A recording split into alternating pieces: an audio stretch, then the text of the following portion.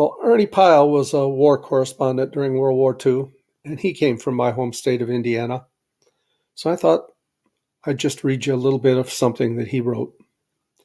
This is an excerpt from his book, Ernie's War, the best of Ernie Pyle's World War II dispatches. The kind of bridge that wins wars. Somewhere in Sicily, September 6th, 1943. It was an hour after daylight when I returned to the German-blown highway crater, which our 3rd Division engineers had been working on all night. It really didn't look as though they'd accomplished much, but an engineer's eye would have seen that the groundwork was all laid. They had drilled and blasted 2 holes far down the jagged slope. These were to set upright timbers into, so they wouldn't slide downhill when weight was applied. The far side of the crater had been blasted out and leveled off, so it formed a road across about 1/3 of the hole. Small ledges had been jackhammered at each end of the crater and timber bolted into them, forming abutments of the bridge that was to come. Steel hooks had been embedded deep into the rock to hold wire cables. At the tunnel mouth lay great timbers 2 feet square, and other long pieces of timber bolted together in the middle to make them long enough to span the hole. At about 10 a.m., the huge uprights were slid down the bank, caught by a group of men clinging to the steep slope below, and their ends worked into the blasted holes. Then they were brought upright by men on the banks, pulling on ropes tied to them. Similar heavy timbers were slowly and cautiously worked out from the bank until their tops rested on the uprights. A half-naked soldier, doing practically a wire-walking act, edged out over the timber and bored a long hole down through 2 timbers with an air-driven bit. Then he hammered a steel rod into it, tying them together. Others added more bracing, nailing them together with huge spikes driven in by sledgehammers. Then they slung steel cable from one end of the crater to the other, wrapping it around the upright stanchions, and drew it tight with a winch mounted on a truck. Now came the coolie scene, as 20 shirtless, sweating soldiers to each of the long spliced timbers carried and slid them out across the chasm, resting them on the 2 wooden spans just erected. They sagged in the middle, but still the cable beneath took most of the strain. They laid 10 of those across, and the bridge began to take shape. Big stringers were bolted down. Heavy flooring was carried on and nailed to the stringers.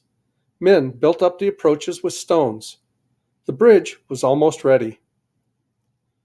Around 11 a.m., jeeps had begun to line up at the far end of the tunnel. They carried reconnaissance platoons, machine gunners, and boxes of ammunition.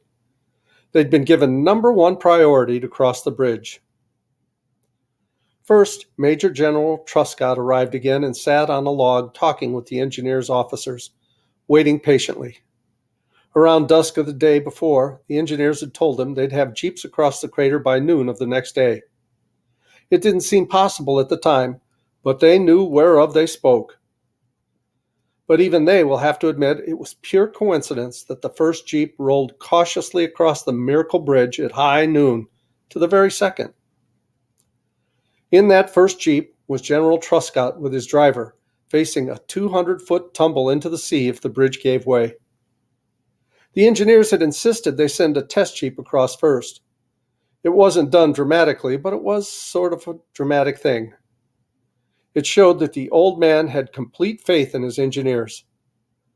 I heard soldiers speak of it appreciatively for an hour. Jeeps snaked across the rickety bridge behind the general while the engineers kept stations beneath the bridge to watch and measure the sag under each load. The bridge squeaked and bent as the jeeps crept over, but it held, and nothing else matters.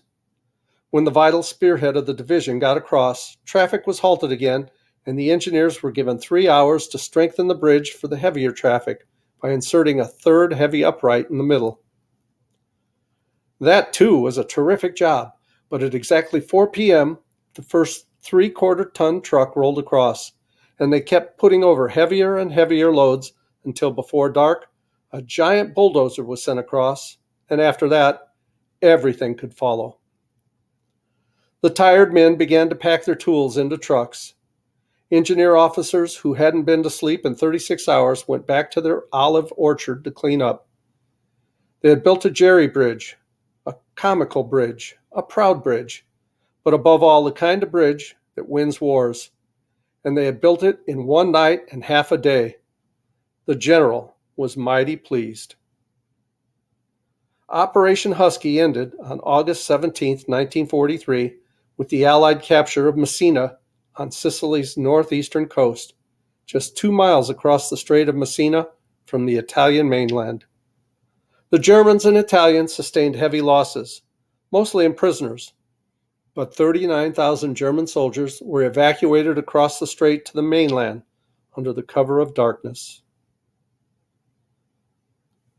Ernie Pyle died in 1945, covering the invasion of Iwo Jima in the Pacific. Thanks so much for listening. I love you guys. As Tigger says, ta-ta for now.